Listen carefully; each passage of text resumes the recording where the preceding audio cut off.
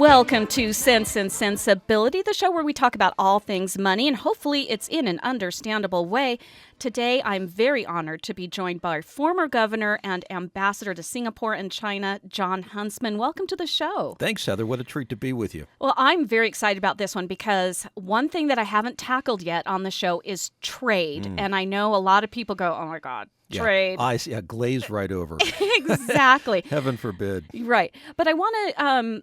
let's go back to I'm 5 years old and I have a green marble and you have some licorice and I want that licorice. So you say, ooh, give me the green marble and I'll give you the licorice. That would be trade, right? That would be trade. And then you establish a market value for the product you're trying to sell, right? Right. And then you, in your home, say we're next door neighbors, there may be some barriers to getting my product to you. You might have locked doors. You might have people standing in the way. You might have a dog outside that's scaring me off. Those are called trade barriers. They're called market access barriers. And our trading relationships are not too dissimilar from that, whether it's trade with China, whether Canada, Mexico, whether the European Union. You never have fair and free trade. There are always barriers of some kind, dogs out in the yard, locked doors, whatever, that stand in the way of my delivering the product to you in exchange for whatever you're giving to me. Okay. So I know you just said like free trade. Mm-hmm. What's the difference between free trade and paying for trade? I don't know, what does that mean, free trade? Well, free trade is a concept that generally people try to aspire to. We've never really technically reached it, although barriers have become quite low in terms of a tariff, a tax that you might pay when you cross a national boundary or border. So free trade in a perfect world is there are no boundaries or barriers that stand in the way. I've got something. I bake a pie. I'm delivering it to your home. There are no dogs in the yard. There are no locked doors, and you're buying it from me for a free or at least from a fair market value. And I might be buying something from your home. Okay, so let's translate that a little bit into a bigger market. If I'm a company or a country in this case, what are some of the barriers that if I want to send my product to China, let's just use China because you've been over there a lot. What are some of the barriers I would have to sending my product to China and getting something back from them? Well, there are barriers in any trading relationship, whether it's a big, complicated one like between the United States and China, or even just cross boundaries, like into Canada, for example. Even though we have a U.S.-Canada free trade agreement, they call them FTAs, a free trade agreement, and we have several FTAs with different countries of the world. And that basically is a guarantee by both sides that you'll take trade barriers and eliminate them to where you're almost effectively trading in a free trade a barrier-free environment.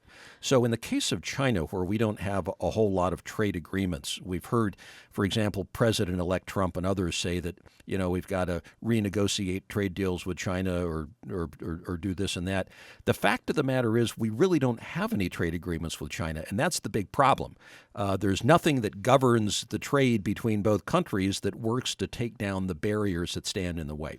So if I'm making a product here, so let's just say I was just playing basketball with my daughter yesterday, and so we're making basketballs here, and they're good quality basketballs, and basketball's taking off in China, so they might not make the right kinds of basketballs, and they love U.S. products, so U.S. made basketballs are great. And we manufacture it here, and for everything starts with barriers at the localist levels. You're taxed here on your business, and then you have to put that good on a truck and distribute it to a port. And oftentimes there are hidden tariffs or taxes as you go from one step to the other. And then you have to transport it all the way across the Pacific Ocean to a port in China. Whereupon you're going to have paperwork galore. You're going to pay an import fee or a tax. You're going to have to distribute it to a warehouse. You may have a warehouse tax at that point. You then have to get it into the retail store or whatever that outlet is for purposes of distribution to the consumer. And then you're taxed again at that level.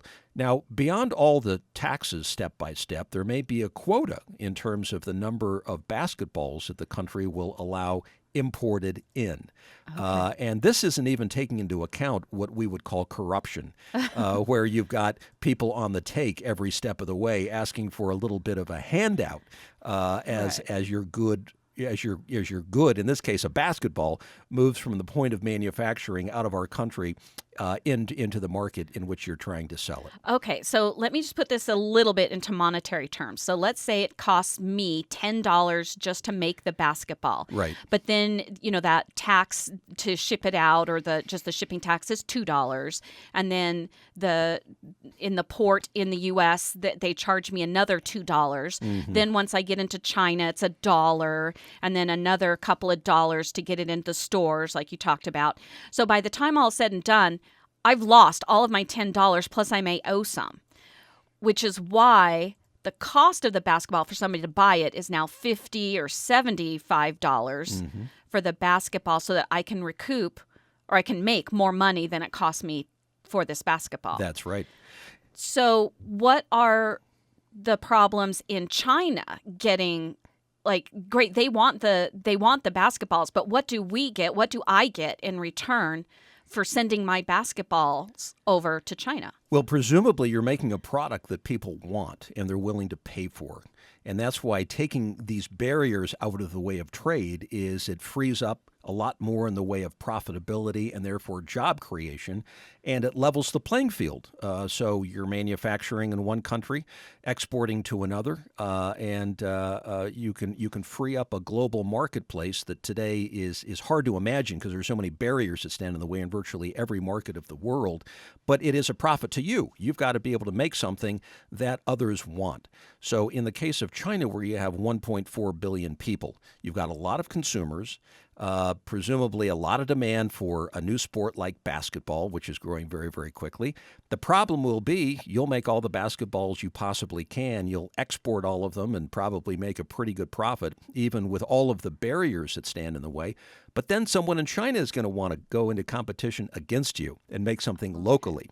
And oftentimes, and this is another type of trade barrier that a lot of people don't realize, governments will impose quotas or non-tariff barriers against products coming in to protect a local manufacturing source. So let's say that I'm in China then, and I have good ties with the government, and I say, I don't like that manufacturer in Orem, Utah, who's sending us all these I want to make them locally, and I want to derive my own profit here, and I want you to protect the marketplace for me and my basketballs right here. And by the way, if you do that, you're going to make a lot more in the way of taxes off my local business than you will off somebody over in the United States. So that then is another form of a trade barrier. Sometimes they call them quotas. It's just another form of protectionism, and so trade becomes very, very complicated at a certain level, and there are lots of distortions along the way that make for great difficulty, and that's why it's become such a huge issue in this presidential campaign. Okay. Well, I read in doing research for the show, back in 1978, China only exported like $150 million worth of product, I believe. But now we're in the billions and billions of dollars of products that come out of China, not just to the U.S., but globally, worldwide. Mm-hmm. So what happened to China's economy that they've been able to grow? I mean, that's a pretty staggering growth rate.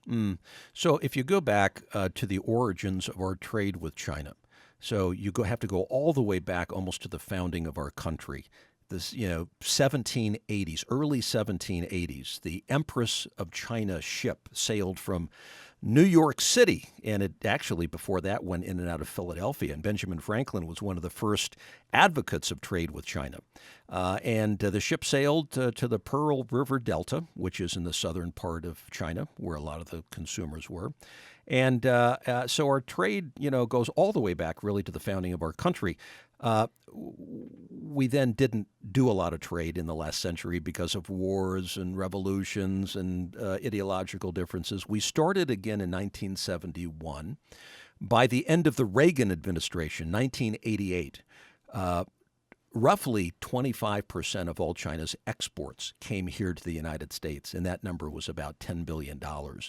Today, the U.S.-China relationship is about, well, it's now over $500 billion in two-way trade. They export more to us because we buy a lot of product from a lot of countries in the world, but particularly China, than they buy from us. So we have a trade imbalance right now. We need to export more into China, which is another problem we won't get into right now. Right. So it's soon to be the biggest trading relationship the world has ever seen. Right now, the U.S. and Canada have the largest trading relationship between two countries, and that's soon to be eclipsed by China, by the U.S.-China trading relationship.